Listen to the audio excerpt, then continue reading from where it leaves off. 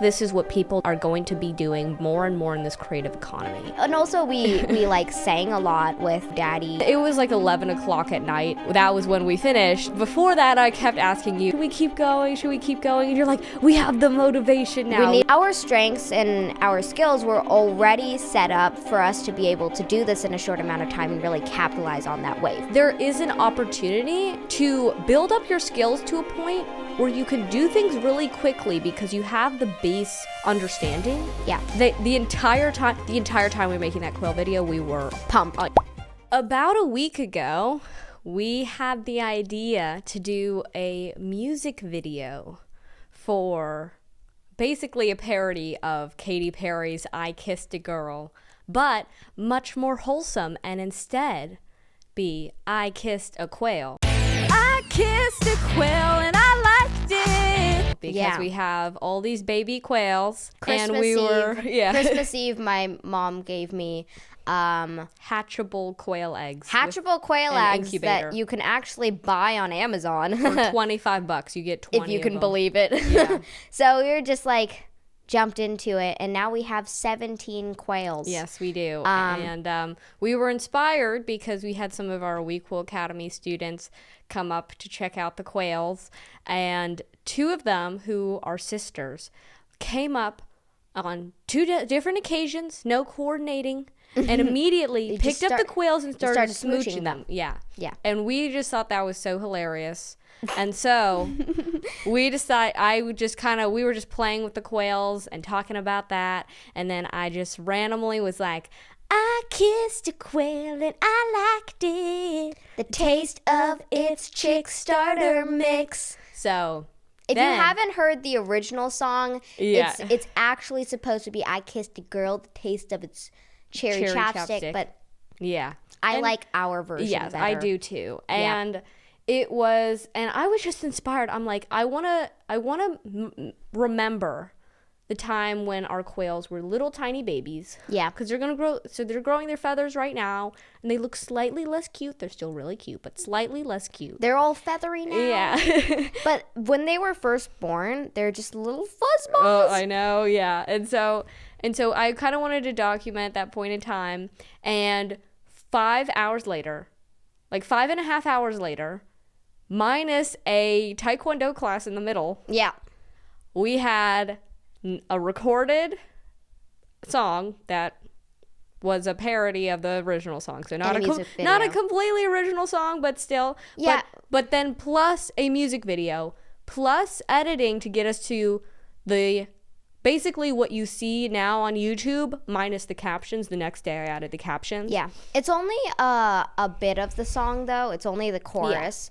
Yeah. But then we have bloopers and the credits showing some of our star quails in the video. Mm-hmm. Yeah. And so we kind of we really wanted to talk about the process that we went through to basically be able to do that in 4 hours, because there's a lot that went into us being able to get to that point, even though, you know, we did it in 4 hours, but like all the work that led up to us being able to do it in 4 hours. Yeah. And how it's kind of like you get these bursts of inspiration sometimes.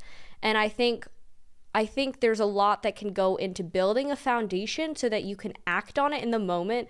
Like it was super late when we ended it, when we stopped. I think it was like 10:30. It was like 11 o'clock at night, and that was when we finished. And I, like, before that, I kept asking you, I'm like, should we keep going? Should we keep going? And you're like, we have the motivation now. We need to ride the wave. Yeah. And so I think that was a really important thing that you said, in terms of people have these bursts of inspiration, and you have bursts of motivation that come with that. And I think that, how do you like capitalize on that, you know? Yeah. Well, I also think that it's not good to feel bad if you're not having bursts of inspirations, because I know, like, I've had to discipline myself and be like, okay, you are not having a burst of inspiration right now. You are not overly excited about something, but you still got to do it. Just like deal with it, Isla. Right. But it's like, I will still know why it's useful, but I won't be like so excited about it, like have some kind of inspiration. Right. And That's fair. I think it's important to not feel like you need that. Yeah. And it's sometimes it can be a little letdown if you lose the motivation. That's why I think for us, like, there's definitely, specifically, like, just using this podcast as an example, there's definitely points in which, like, I have a burst of inspiration and then I'll, like, write out something for the podcast. But then when we actually sit down to record, am I still feeling that, like, high from the inspiration? No. When I'm editing it, do I still feel it? Definitely not. No. But I still think that you need to, like, push. Definitely not. You still need to push through. It's like when you're making the thumbnail, that's when you're like, I am done with this. I'm done with this. But it's like, so that's generally the process of making something quality. But I feel like there is an opportunity to build up your skills to a point where you can do things really quickly because you have the base understanding. Yeah. The entire time we were making that Quail video, we were pumped. We were on cloud 9. It was like amazing. But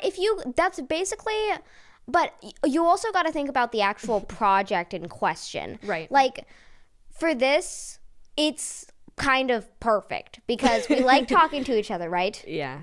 Right? Yes, we totally. Yep. Yeah, we do. Yep. Okay. I will talk to you all day, every day. Oh no, maybe not. But anyway, we like talking to each other. Moving on, and we're also, who doesn't like spewing their ideas and thoughts and random opinions out there for the world to see, you know? So that's another bonus. And then I think since you're talking about the podcast. Yes. Okay, I thought you were talking about the Quail video. No, I mean like this podcast. Right, yeah. Like we've been able to keep it up, and I would say we're doing pretty well in terms of motivation. Oh yeah, definitely. And I think that's, so I'm kind of talking about two different things here, which is one, there are certain things in which it's a long-term project. Yeah. And that's a totally different category in terms of how do you stay motivated. But I feel like what I want to hone in on is how do you capitalize on inspirations, because that's totally different than long-term projects. It is. You totally cannot different. rely on inspirations for long-term projects. Yeah. Right. No, you can, because it's so short. It's just a burst of energy. Yeah. And around something. I think you can feel that same burst of energy at a lesser degree, but more consistent over a longer time period by setting yourself up for success in a long-term project. But part of what I really liked about the Quail video is I feel like this is what people are going to be doing more and more in this creative economy, is you have these inspirations that relate to your interests, that relate to your strengths. It's a unique idea that like comes up from your specific unique circumstance, like us having baby quails, right? And also we like sang a lot with you know, Daddy and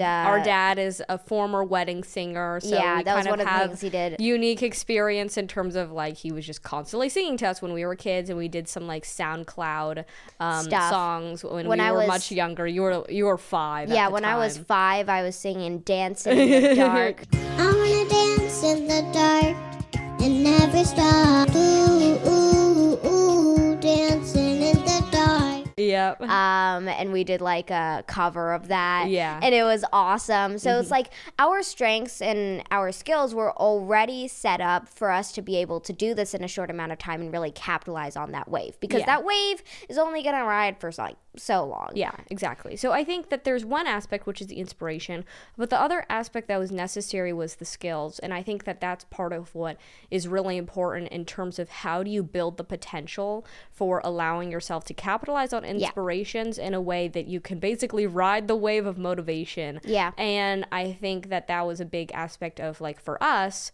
when it comes to our just collaborative experience of being able to drive something to completion, we've done that so much with each other that was just one skill in and of itself. Yeah. Right? And then when it comes to also like being able to record, like we didn't have to go buy mics or like know how to record. Right the mics are right here. These are like really, really good mics. These are the ones that Joe Rogan used, and I finally figured out the right setting. So hopefully it's much better now.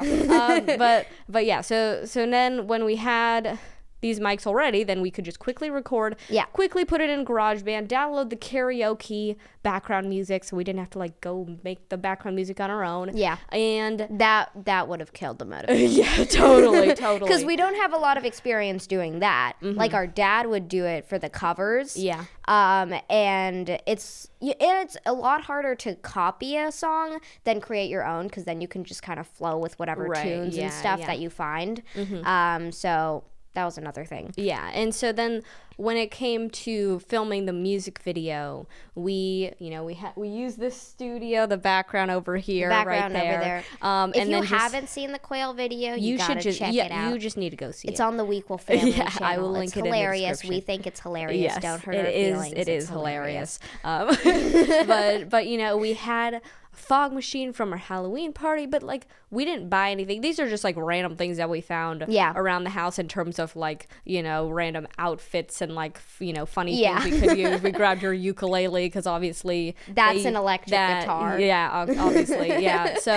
So it was just kind of like being able to throw that together and just free flow in terms of just doing ridiculous things, dancing to it. And it's like high quality. Oh yeah. And I think that that's part of what it is in terms of just what came into building the skills for that. Like, doing this podcast, we've learned a lot about the camera settings, setting up a aesthetic background and setting up the mics and all of that. But then there's also things in terms of being able to put on a performance. Yeah. And that's something that we've done a lot in terms of public speaking.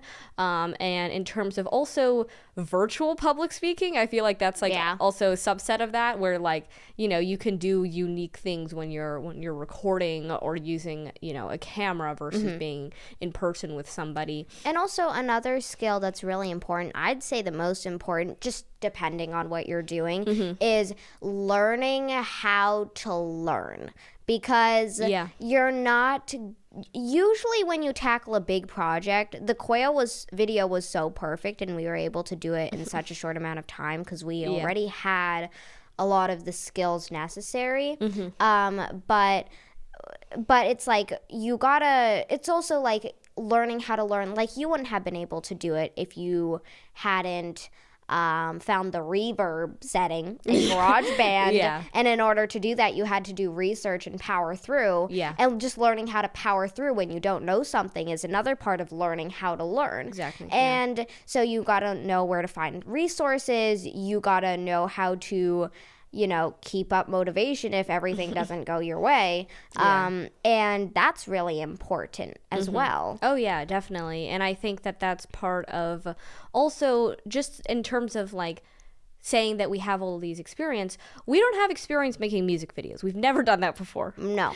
We have never done that before. But this is part of what we talk about in terms of general intelligence, is we had a lot of experience in kind of tangential areas that we were able to leverage in terms of the process where we were able to kind of, from our process of just making different videos or making a project or just completing any kind of novel, useful creation, you have some understanding of what that's like. And I think that that's part of what is so great about essentially being able to have all of these experiences in a way that you just become more and more powerful in your capacity to do more and more things. And I think that that's very different from the industrial mindset of like, this is your niche, this is the specific thing that you're good at and you're just going to keep doing it. It's like you can just become exponentially better at exponentially more things if you have general intelligence and you can connect the dots.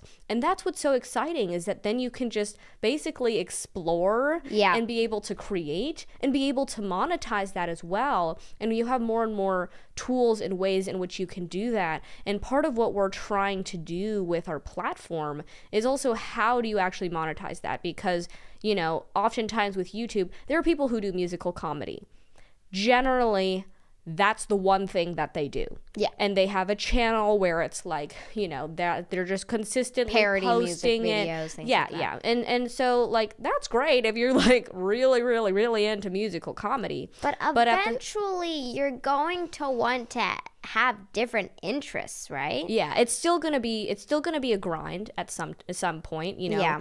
And that's something that I think is, well, one, young people should not be doing that because they haven't had enough experience to say this is the one thing I want to do for the rest of your life. And young people includes us. Yes, exactly. Yeah. And the reason why we're going to do this podcast for the foreseeable future, is because we can literally talk about anything we want. A quail music video alongside AI and AGI and Yuval alongside healthy eating, and it's like so it's anything we want. So I think it's about, and when it comes to that flexibility, I think that's what's going to become more and more popular because you have people making these consistent channels focused on around a specific singular topic, and it's because I think that a big reason why is because it builds that familiarity and people feel connected if you're so consistent. But at the same time, I don't think you can necessarily be like 100% authentic if you're forcing yourself into a niche. Like you can be, I think that within that constraint, you can try to be maximally authentic, but I think it's still constrained by the fact that you're just talking about one topic and you can't venture outside of that. It also can get quite boring to your audience. Well, I can't speak for everyone, but I'd say it can kind of get boring to me. Like I used to really like this channel about plants when I got really into plants. Right. I like indoor plants, like that plant. Yeah. And it's like, they were good videos. Like they were funny and they were helpful. A lot of them were helpful. Mm-hmm. But then he just kept talking about plants. And it was so obvious he just tried to make the thumbnail as eye-catching and attention-grabbing. But what's the most attention-grabbing thing you can say about plants? Yeah. And it's like, this will kill your snake plant if you don't listen to me, like in the thumbnail. Or it's like, super cool hacks that you cannot live without. And it's like, well, maybe the plant can't live without, but it's like, geez, you're kind of overstepping it a bit, you know? Yeah. And it's like, explore other interests so that you don't get into the monotony of just like one specific topic and trying to keep up that momentum when you're running out of things to say about plants. I think we're coming into a new world where before it was kind of this influencer ecosystem, and now I think part of the creator economy is an authenticity economy, because I think we've been learning from recent events how people are starving for that, because it's just, part of it is that you go on these social platforms to just see what are other people doing with their life. Yeah. Right? And I think that's a really, really important part of being able to find context for your own perspective. And I think that it's really great that the internet has allowed for that. But I think that it's actually providing an opportunity for these creators to stop pigeonholing themselves into something so specific that it just becomes, a grind, and it becomes not exciting, and it limits your ability to be authentic and to be able to have inspiration about something unrelated and to actually go for it, And I think that that's part of what we're trying to do in terms of with, our platform, is how can you actually monetize authenticity in a way that gives you maximal freedom? And I think that that's missing from these social platforms that people are optimizing for and leaving themselves out of the equation. And I think it's really important to do that. And I think one way is just building a brand around you as a human being, and someone who is not a robot that's just going to keep saying things about plants. Yeah. Like he seriously repeated himself so much that I just unsubscribed. Like, I've already heard all the things you got to say. You can stop now. Move on, you know? And it's, oh my gosh. And it's like, you know, and Plant it's like, guy, if you're listening, there is hope. There is hope. That's what we're trying to say. You can build, I think being authentic is what people really like. And I think if you're authentic around other things, then people will still like that and enjoy it and be interested. Well, it was really sad because this was 2021. We met a big time YouTuber. She was one of the earliest YouTubers and was like the first in the DIY space. Yeah. And she, in total, across her channel, she has like, 4 million subscribers. And she basically kind of had this persona when she was younger in her 20s that was very like ditzy, very like, look at my purple hair, look at my little thing, and like stereotypical things. Yeah, like very stereotypical, kind of like that sort of persona. Vibe. Yeah. And so then she, like a couple decades later is getting a law degree and doesn't want to do it anymore because she's like, no, I can't change my brand because people will unsubscribe. And I think what was so sad about it, she has since stopped doing YouTube and deleted all her videos. Deleted? Deleted all her videos. And what was so sad about it is that she could have totally, completely updated her brand, and she might have lost a huge majority of her subscribers. But if, let's say she lost 90% of her subscribers, it's like, okay, you still have, a huge following of people who actually appreciate you for your authentic self. Yeah. And I think that says a lot more than just, the people who, maybe you pretending to be somebody that you're not gets you higher numbers. Yeah. But what actually matters in the long term, and I think that it's unfortunate that there are a lot of creators who are quitting because they're still optimizing for the game and not seeing how they can find long-term success and still be happy and maybe lose out on a little bit of engagement, but like, who cares, honestly, if you can still find significant success? The people who are really interested in you, the authentic you, are the people that really matter. Yeah. They're the ones that are going to be interested in, like, I don't know, maybe if you wanted to start a class or like